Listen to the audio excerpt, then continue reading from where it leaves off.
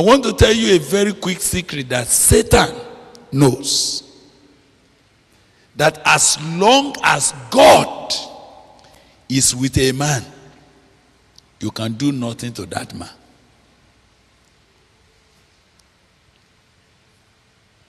The devil knows that if God keeps company with you,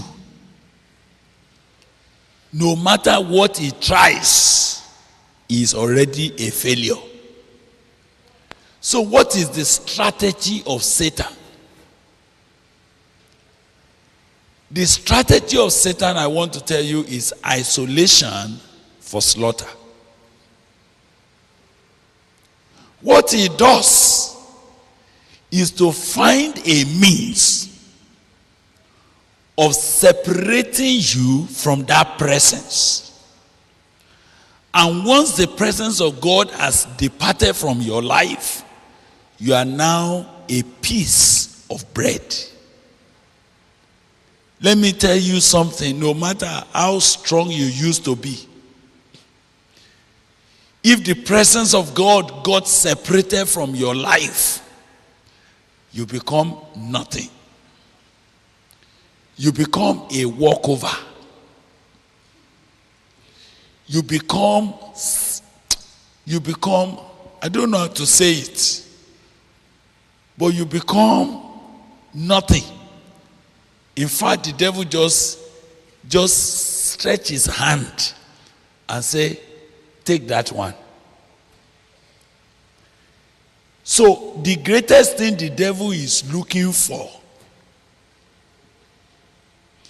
is to make sure he introduces into you what will not allow the presence of God to go with you.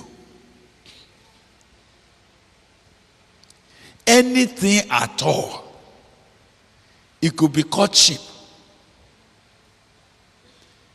that robs you of the presence of God. It has robbed you. And the presence of a man, no matter how nice he is nothing if it takes away from you the divine presence of God. So the children of Israel, something has happened here. Sin came into their midst. Idol worship came into their lives. And ever before Moses will even know, God already saw it. He said, these people have departed from me. By the time Moses got to the people and he saw it, whatever he did, he came back to God to start pleading. It was not his intercession that I want to show you, particularly meanwhile. There are a few issues. Two particularly that I want you to mark before we pray. Did you hear when Moses pleaded with God and said, God, forgive these people, forgive their sin, forgive their sin. And if you are not going to forgive them, blot me out of the book that you have written. And the Lord said, no. Whosoever has sinned against me, him will I blot out of my book. Therefore, go now and lead the people unto the place which I have spoken unto you. Behold, my angel shall go before you. Now, are you listening to me? Are you listening at all?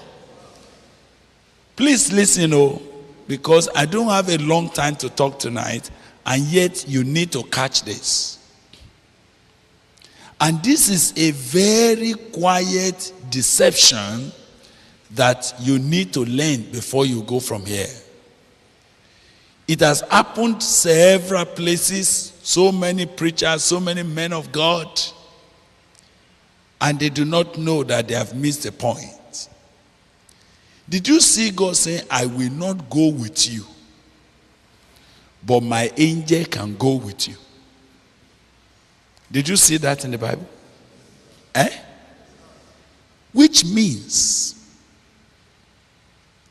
there are times when the presence of God has departed from a man's life, and yet angels can be company with him. Are you hearing me? It means that it is possible for God's presence to have withdrawn from a man. It is possible for the presence of God to have withdrawn from a man's life, even from a preacher, and yet he will still be seeing the ministry of angels. I discovered that angelic presence is not any very big high presence. I discovered that. So you meet some preachers, God has left them, but you still see some supernatural things happening around them. And that does not allow you to know that something has already gone wrong.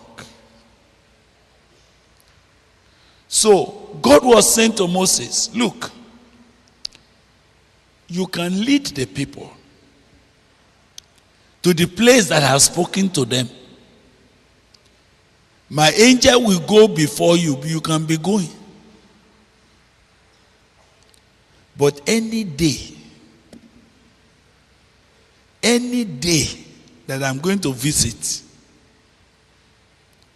I will visit their sin upon them.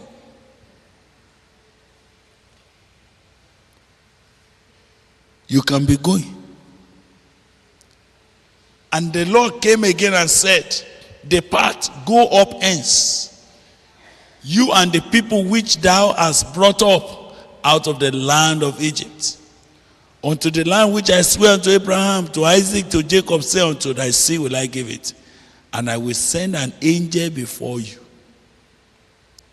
And I will drive out the Canaanites, the Amorites, the Hittites, the Perizzites, the Hivites, and the Jebusites. I will even take you to a land flowing with milk and honey. But I will not go up in the midst of you. Are you understanding something there? And this is one thing I want to leave you with. I want God to sharpen your taste. I want God to give you a very sharp taste for the presence of God. I want to pray that you will never be satisfied with the presence of angels or even the presence of miracles. I wish you will become a generation of young people, young men and women, who can never be satisfied with anything less than the presence of God. In that passage, I'm seeing a very serious possibility. God said, go. I will drive out the Amorites, the Hivites, the Perizzites, the Jebusites, the Canaanites, the Girgashites. I will drive them out from before you. But I will not go with you. So I discovered that God's presence in a man's life is such a treasure that God does not play with it. You don't understand the kind of thing I'm talking to you about. Oh. You don't know why my heart is very, very you know, my heart is longing for something. I have discovered that it is possible for somebody to be doing Christian activities, Christian work, and God is not with him.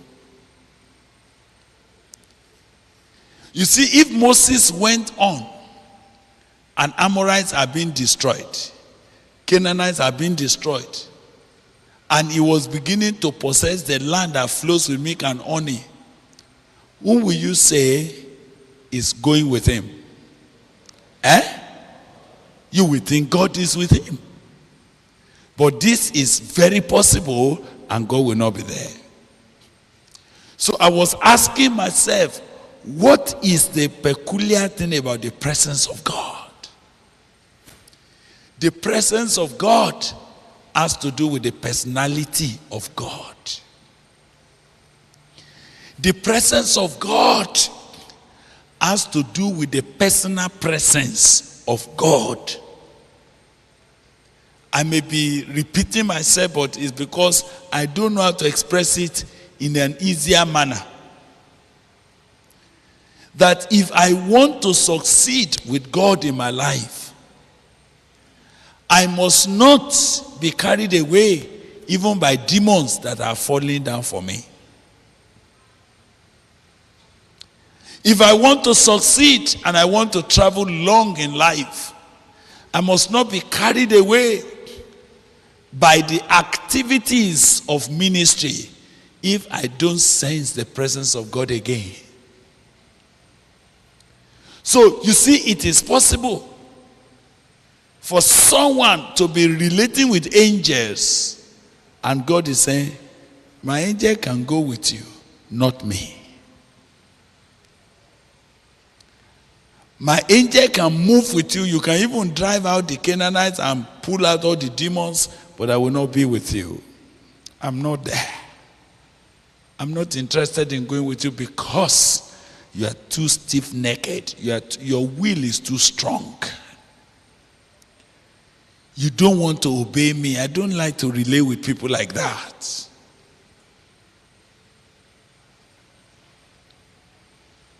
And I was asking myself, is it in every meeting you go where things happen that the presence of God is? But can I tell you the truth? Only you can know when the presence of God has left you. Those who are hearing you preach, they don't have a way of knowing, except those that are very sensitive